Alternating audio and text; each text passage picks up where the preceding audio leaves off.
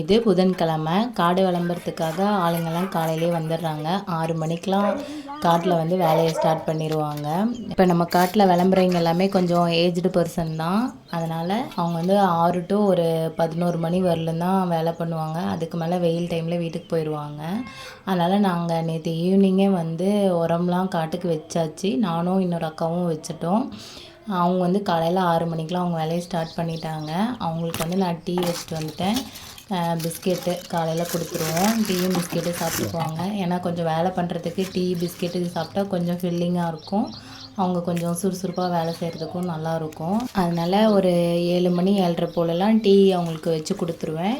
காட்டில் வேலை பண்ணுறவங்களுக்கு டீ தண்ணி இது மட்டும்தாங்க. கரெக்ட் டைமுக்கு கொடுத்துட்டா அவங்க பாட்டுக்கு வேலையை பண்ணிகிட்டு இருப்பாங்க.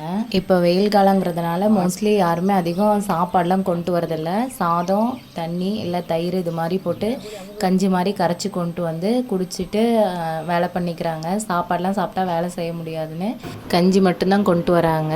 இந்த வயசில் கூட இவங்க இவ்வளோ வேலை பண்ணுறாங்க. இவங்க வயசுக்கெலாம் நம்ம என்ன வேலை பண்ண போகிறோன்னே தெரிலங்க. இந்த வீடியோ உங்களுக்கு பிடிச்சிருந்தால் லைக் அண்ட் ஷேர் பண்ணுங்கள். தேங்க்ஸ் ஃபார் வாட்சிங். பாய்.